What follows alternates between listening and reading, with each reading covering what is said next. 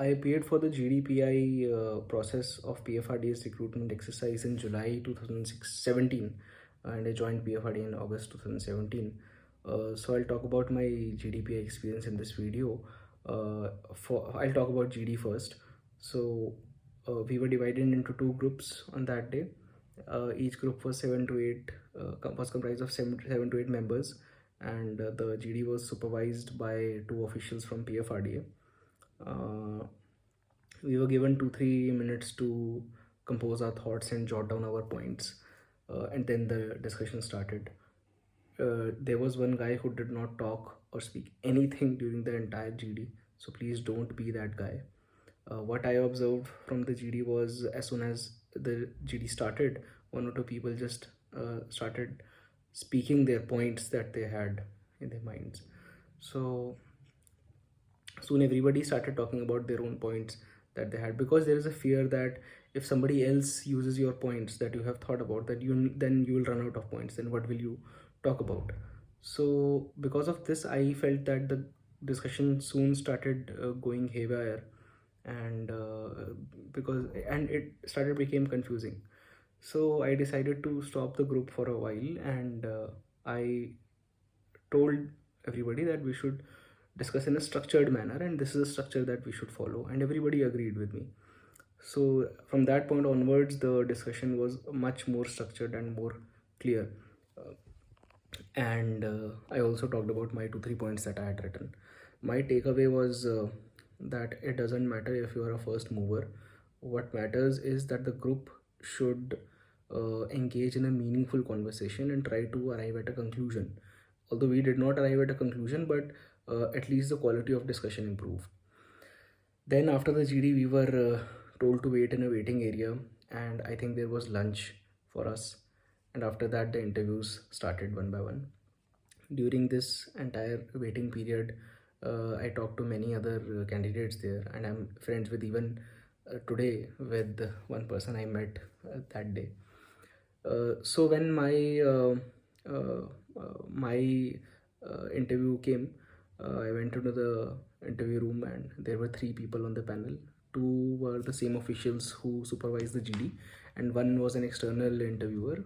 I think he retired from SBI from a high position. So the first question that was posed to me, it was by the chair of the panel. It was regarding asset liability management of an insurance company.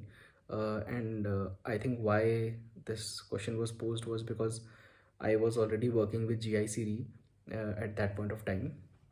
So he might have expected that I will know about ALM. But unfortunately, I did not have any idea about ALM at that point of time. So I just told him honestly that I did not fully comprehend or understand even the question, let alone answer the question.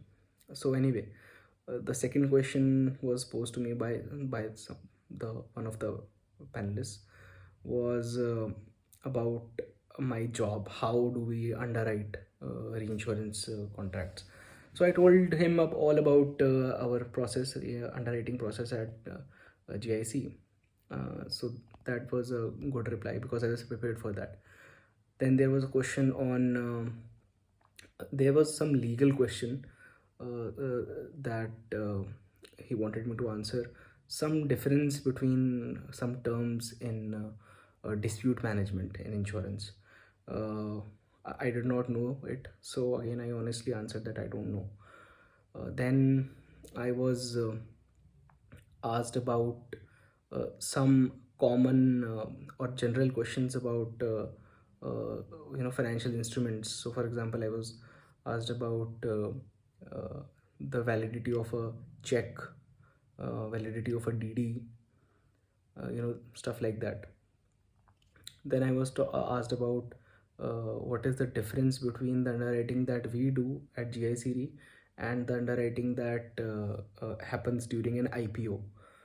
Now, fortunately, I knew the answer to it because I had some prior knowledge of finance and all these things. So I was able to handle that question. Then there was a question on thermodynamics.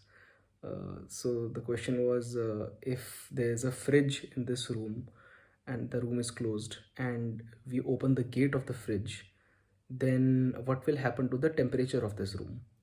So I was caught unprepared for this question, and I think the reason they asked me this question was because I am an electrical engineering graduate, but uh, at that point of time it had already been more than 4 years since I graduated, and I have never worked in core sector. So I had to think on my feet at that point of time, and I did give some answer, but I did not think it was very convincing. Anyway, then they asked me about what happens when interest rates go down or go up, who benefits, borrowers or lenders, and some questions on currency movements as well, who benefits, exporters or importers, stuff like that, basic economics and basic economics stuff. And there were a few more questions regarding my work ex, uh, and mostly regarding my work ex. So I would say that the interview had questions on three areas. Number one, uh, my previous work ex, basically my industry, since I was coming from insurance industry, so questions related to insurance in general, and specifically to my work ex. Then secondly, questions on general economic and financial awareness, and thirdly, questions on my educational qualification, that is BTech. So these were the three types of questions that I found. um, and I think a few more people had some different questions regarding their hobbies and interests, I think. But overall, behavioral questions were pretty much absent from anybody's interview. So this was my experience of PFRDA's GDPI. Um, I hope that people who appear for PFRDA's process in the future, or even NPS Trust process in the future, may benefit something from the video. And so my advice would be for the interview would be to prepare for these three types of questions at least. Good luck.